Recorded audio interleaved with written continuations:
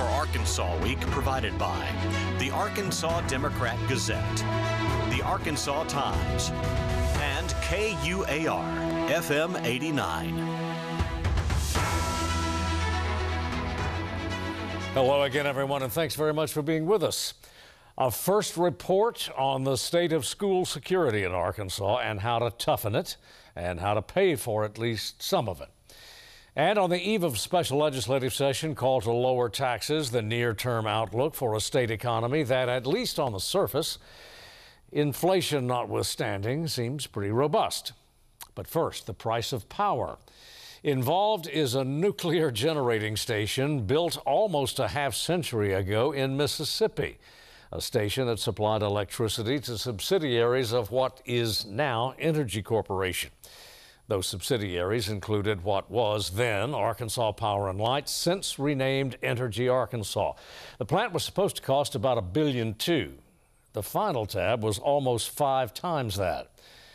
The Arkansas Public Service Commission has been negotiating and litigating with Entergy to recover what it and other states contend are overcharges due to poor performance and expenses that were more properly the responsibility of shareholders, not the ratepayers.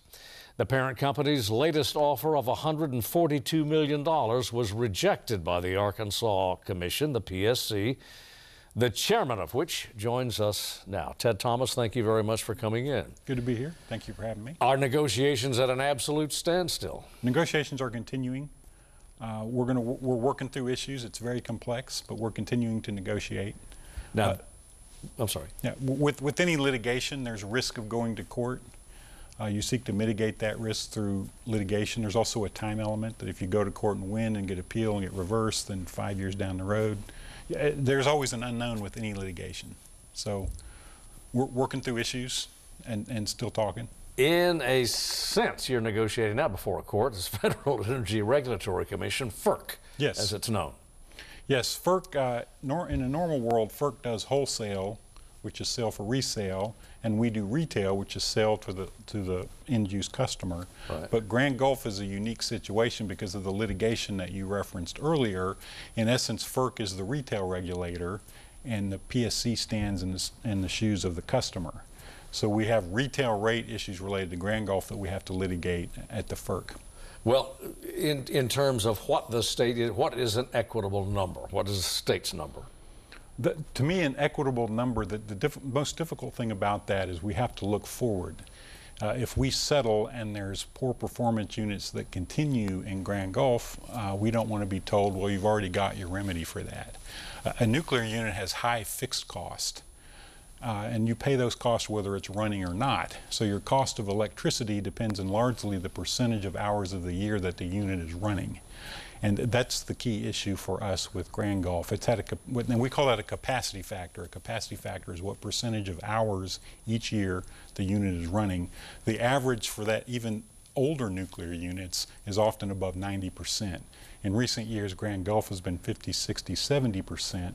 And so when you're paying 100% of the fixed costs regardless of the output, the price per unit of the output depends in large measure on how many units you get. So we want it running all the time. Mississippi yes, recently accepted an offer or reached an agreement anyway, yes, with Entergy. What's the difference between Arkansas and Mississippi's acceptance? They thought it was enough. We didn't. There's local political pressure as well that probably has something to do with it. The jobs for Grand Gulf are located in Mississippi. The other Entergy companies that are involved with this are the City of New Orleans, which has a separate affiliate in Louisiana. Right. So there were 3 of us that turned down the offer and 1 accepted. These are almost names from the past. I mean, for a half century now, or yes, in terms of litigation, we've talked about Grand Gulf. We thought we'd heard the last of it, yes, frankly. So many ratepayers had anyway, yes, and I have to confess more than one journalist, and yes, FERC as well. It's yeah, still with us. Yes. We've actually, it's been continuous litigation even ever since you last heard it. It's the most remarkable thing. Sometimes the regulators fighting each other. In this instance, in the current iteration, it's all of the regulators litigating against the company. When nuclear, particularly with high natural gas prices, the plant, when running, is a good deal. It actually crossed system average. You think of all the power that Entergy Arkansas has, is it above the average or below the average? It's actually been below the average since like 2005. So when it's running, it's a good deal. It's saving us natural gas costs. The problem is the performance of the unit, how often it runs. Well, another aspect of it as well is that the PSC, Arkansas PSC, considers some of the expenses that were in essence passed along to ratepayers were more properly the domain of the shareholders. Yes, and we fought through that. We didn't want any of it. FERC gave us some of it. What FERC gave us, some of that was disallowed. We still have a substantial percentage of it. One way the utility world works, that when you finance a house or a car, you have a flat payment. Although part of the principal declines over time, or increases over time, and interest rate declines. Right. How we do it in utility is your principal is paid flat and your finance there goes down. So when you pay into it for 30 or 40 years, the cost of what's produced goes down. So actually now it's a good deal when it's running. This involves a lot of administrative law. It's exceptionally arcane in its application. Very confusing. What can we tell the Arkansas ratepayer about the status of this situation, of this litigation? There are two main issues. One that we already talked about is the performance. There are also some accounting issues, which are the arcane of the arcane, related to a sale leaseback. There are 13 separate FERC dockets, and this is an attempt to settle all of them. A consolidation, if you will. Yes, but in this instance, we're playing offense. It's a question of how much will return to ratepayers. We didn't think the offer was enough, but that's a balance for us. Both sides typically have litigation risk in these matters, and there's the time value of money, but we're going to do our dead level best to continue negotiating and to come up with a fair resolution if we can, and if we can't, then we'll litigate before FERC. With the price of energy being as fluid as it is there any way to project what Arkansas ratepayers would pay under an optimum resolution from the PSC standpoint? I'm trying to think of typical bill impact, and I'm probably going to make a guess that is erroneous. A Grand Gulf settlement, I'm guessing, would be maybe $5 per customer per year. Well, I probably shouldn't guess. I'm probably way off. It's not a game changer in your bill. It's a whole big pile of money if it were sitting here on this table. But spread it's very a little bit from a lot of people for a lot of months. That's the way this stuff always works. Yeah, not a car payment every month. Yes. From the perspective of an energy regulator, looking across the energy field, electricity, whether it's Entergy or other generating units or providers in the state, and natural gas as well, what are you seeing in the near term, say the next 5 years? What I really worry about right now is the high price of natural gas. That it doesn't only touch your natural gas bill, it also touches your electric bill because we have electric-fired generation. And we've had a relative period over the last 5 years of low, stable prices. That has changed in the last year, and they're up by a factor of 4. And we see some of that in the electric bills, but when the nuclear units are running, the ones in Russellville and the ones in Grand Gulf, our exposure to the gas is less on the electric side. But on the natural gas side, the consumption is mostly winter for home heat. I'm very worried next November, December, when the heating bills come in, that folks are really, it's going to be bad if natural gas prices stay where they're at right now. This is August. Yes, we're coming up on it, and some folks who they can't pay, you don't need gas service over the summer and they let it slide, then when they want to get rehooked, they have a back charge. We need a mild winter. I'm worried if we have a cold winter, there's going to be a lot of folks hurting because of the natural gas bills. Of course, they're already hurting with the gasoline prices and general inflation, but the natural gas thing is the thing that keeps me up at night. Alternative energy sources. Yes. One of the huge issues of our time, and you and I both have seen in other parts of the country enormous fields of of wind generation. Solar research continues. Yes. Do you see it paying significant dividends in the next, say, 5 years? Yes, we're building solar as fast as we can. The Arkansas Delta is a great place for solar. Higher radiance, which is the energy from the sun as it hits the ground, flat land, relatively inexpensive land because solar takes a lot of space. They're building it fast. We've pushed them on solar. The utilities on solar, we've pushed them on we have a third-party program that I think has made them move faster. Now, over in the western part of our state, SWEPCO, the hills and the high property values of northwest Arkansas are less ideal for solar, but they're in a different regional market where they have access to the wind. So there's a lot of wind generation in SWEPCO's portfolio, and that actually works really well with natural gas because the wind's blowing, you don't have to pay for the gas, and gas is very responsive to changes in loads. So when the wind isn't blowing, you run your gas, and then you ramp it up and down with the wind, and actually those two work pretty well together. Yeah. So we're seeing significant fuel savings, natural gas savings on the SWEPCO side from investment in wind on the high plains. But then local resource, solar in the Delta has a great future in my opinion. Yeah, got to end it there because we're out of time. Sure. Chairman Ted Thomas of the Arkansas PSC, yep. Thanks for coming in. Yep, thanks for having me. Come back soon. Okay. We'll be right back.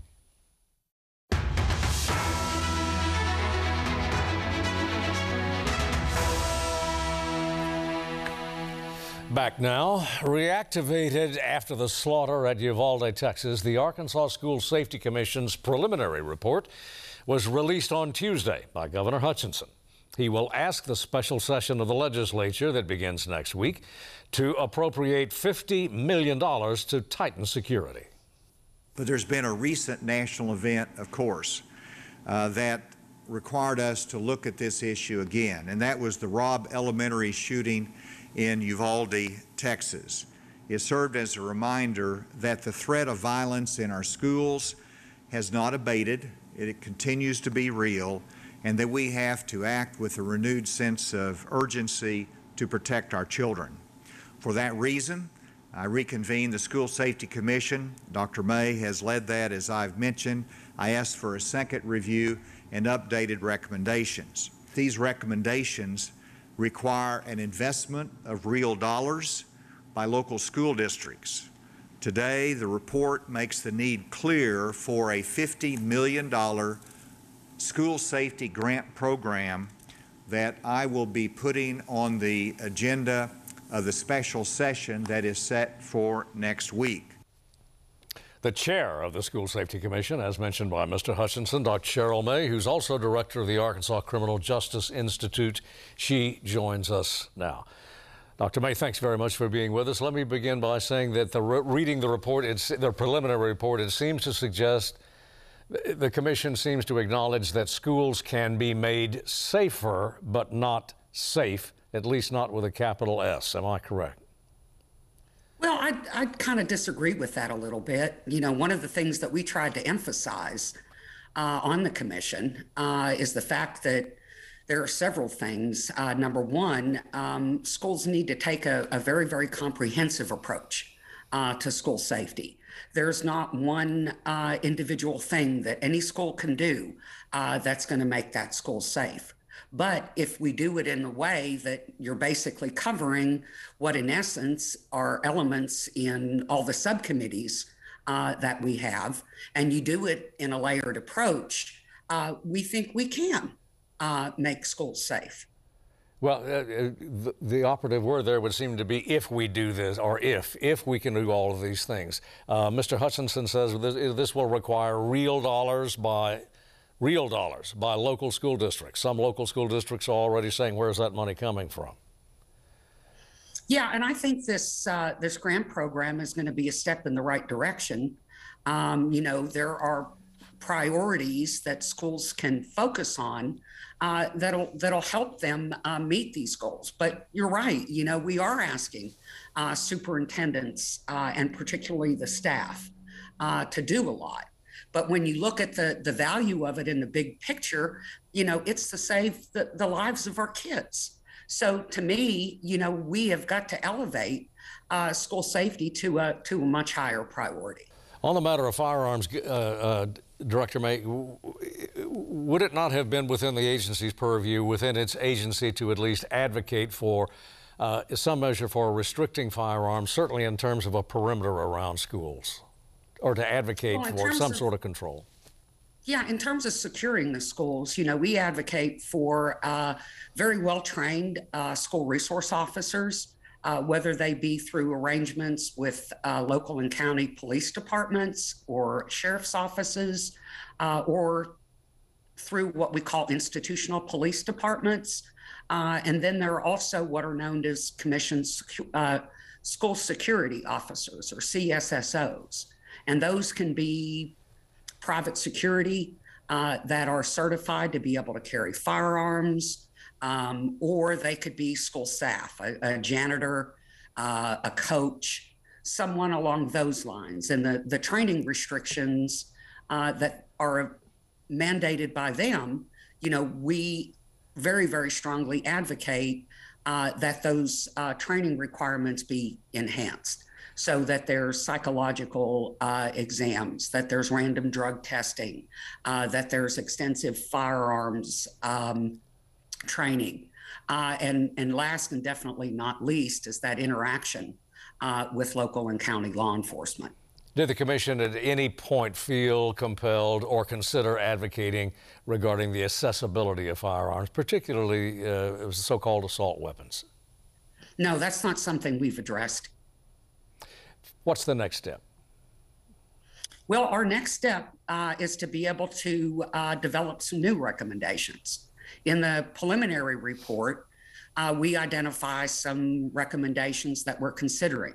So in our next meeting, which is going to be held on Tuesday, August 9th, we're going to start officially reviewing those. The subcommittees develop recommendations to be considered, and then they are to be discussed at the commission level, and then eventually they will be voted on. And we're actually going to start this process for each subcommittee on Tuesday. All right, Dr. Cheryl May, thank you very much for being with us. Come back soon. Thank you, Steve. All right. We'll be back in a moment.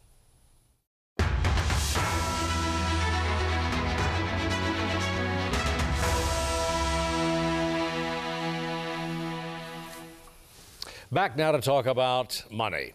The Arkansas State Treasury is, in a word, bulging, awash in cash, ending the fiscal year in June with more than $1.5 billion on deposit. And the July numbers suggested nothing resembling a recession. Sales taxes substantially over projection, starting a new fiscal year $27 million to the good. Now, the General Assembly will meet in Arkansas's capital city next week to not only spend $50 million on school safety, but to cut income taxes. While in the nation's capital, the Federal Reserve is contemplating another increase in interest rates. And the experts, as they are sometimes called, can't agree on whether we are in a recession, at the edge of a recession, or simply approaching one. So, at mid-year, the Arkansas economic outlook tethered, as it is, to no small extent, to the national dynamic. We're joined now by Dr. Jeremy Horpedahl, Economics Department at UCA. Thanks, as always, Jeremy, for coming in. Are we not? Well, thanks for having me back, Steve. Yeah, that is the question, right? Are we in a recession well, we'll yet? start there anyway. I think right now the data is not clear enough to say that we are. I think the biggest reason economists are hesitant to say we're in a recession is because of the strong job growth. We just had another huge jobs number come out this week, over 500,000 jobs added in 1 month. We've had over about 3 million added in the year nationally. About 530 last month. That's right, yeah. So with that strong job growth, even with the negative GDP we've seen in the last 2 quarters, economists are still, I think most are hesitant to call it a recession, given that things like spending and employment are still going up while production may be going down. Yeah, well, 2 consecutive quarters has been the yardstick. I mean, there's no law that says you have to declare one. Are we rewriting the rules now of national economics? I think we're going through a economic situation the past 2 years that are unlike anything we've seen before. So to some extent, we do have to be figuring out how to define things as we go. I mean, a lot of the jobs recovery we're seeing, those are jobs coming back from the pandemic. So do you call that real job growth? Again, it's kind of a unique situation. So I don't think we're rewriting the rules, but we're trying to use old terms to talk about a unique situation. Well, I went to the gas pump, as did every Arkansas, the gas pump the other day, and lo and behold, it was under $4 a gallon. Then I went to the grocery store. Yes. So inflation is still with everyone. Right. So inflation is high across the board, even as gas prices have been falling for the past 2 months. But we'll get another inflation report coming out next week that'll tell us where we're at. But last month, like you mentioned, groceries, those are up, I believe, about 12% the past year. So that's something which is hurting people's pocketbooks. And when you talk about the state revenue numbers with sales tax revenue being up, well, that's partially because prices are higher. As prices go higher, the amount of tax revenue that the government collects is going to go up too. So we have to always consider that when we're looking at the revenue picture. Looking at the state revenue picture, look at the Arkansas economy, the national economy, and of course they're inextricably linked. What would you urge the General Assembly to do and the administration? Now, you want to play policymaker here. We're looking at a significant income tax reduction and the promises in the political sphere to reduce them even further. Right. So the big things they're talking about are moving more quickly on some tax cuts they've already passed. Accelerating that. Yeah. Some that were already passed because they have the revenue to do it now. And in that bill, there were provisions that said you have to wait for the revenue to be available. Well, now it's available. So I think that's something which I think is a good move for them to at least consider that. I think there's lots of other things to think about. With a recession on the horizon, you always want to think about having some money saved for purposes if tax revenue starts going down. But we already have a pretty significant reserve fund already built up, about $1.6 billion, roughly the same size of the surplus. So now you got the reserve fund of about $1.6 billion and the surplus of about the same amount. So they do have a lot of money to play with, and I think having 20% of the fund, the general fund, already saved up is a pretty good reserve fund already built up. There would seem to be some apprehension across the corporate community anyway, and in the labor markets as well. When Walmart starts realigning its executive, yes. Well, the word is layoffs up there. That gets the market's attention. Absolutely, it does. I mean, of course, in Arkansas, Walmart is important, but Walmart is important nationally as well. So what's happening there could be signs of things that might be happening across the board. And Walmart is the type of business that actually usually does pretty well in a recession. They're pretty recession-proof. So if they're having challenges, that could be an indication, maybe of recession. But that's something we want to wait for a few more months of data to be sure. But no doubt people are still hurting whether we call it a recession or not, right? Yeah, sure. Arkansas businesses, Arkansas entrepreneurs, they're all looking at the Federal Reserve. And which has vowed we're going to play Paul Volcker here. We're going to crush this thing if we have to, with higher interest rates, and they've all but essentially promised at least one more. That's right. I think at least one more. I mean, if you look back to the last time we had inflation this high in the late 70s, they were raising interest rates even faster. That produced 2 brief recessions in the early 80s. They talk about a soft landing, the Fed does here. That's very hard to execute. I mean, of course, they're going to try to do that, but bringing down inflation is, I think, their primary concern now. And even though they probably won't say this publicly, if it generates a small recession, that's the price to pay for getting inflation under control. You don't want to have that high inflation continue for years and years. That's just a real drag on the economy. Well, that pressure, though, on the credit market anyway, in the short term, this has got to have pretty significant, in the near term anyway, significant impact on business borrowing, corporate borrowing.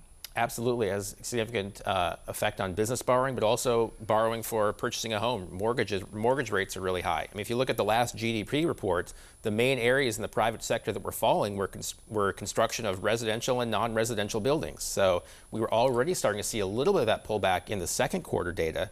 What we'll see in the third quarter might be even worse in terms of things that you would borrow money to spend on, which would be mostly construction of buildings for homes and businesses. Yeah, and you and other economists and business types are looking at wage growth too, and it's in the recent weeks it hasn't kept pace.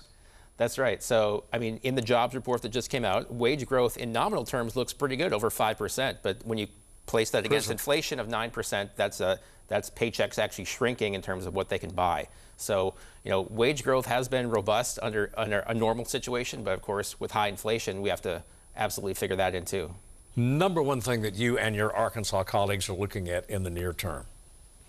The number one thing I think is if the labor market starts slowing down. Now, if we look at the Arkansas economy, actually jobs have been pretty flat the first 6 months of this year. They're not falling, but we're at about the same level we were in January. So, you know, in some states, we're already seeing that maybe slowdown in job growth.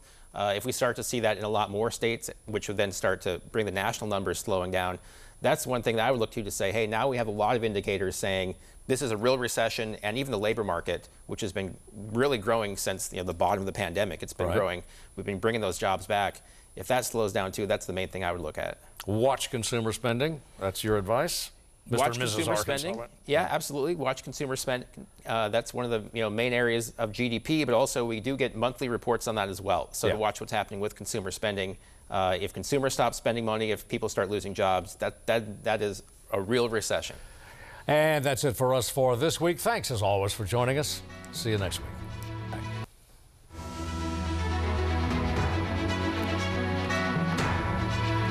Well, it whizzes.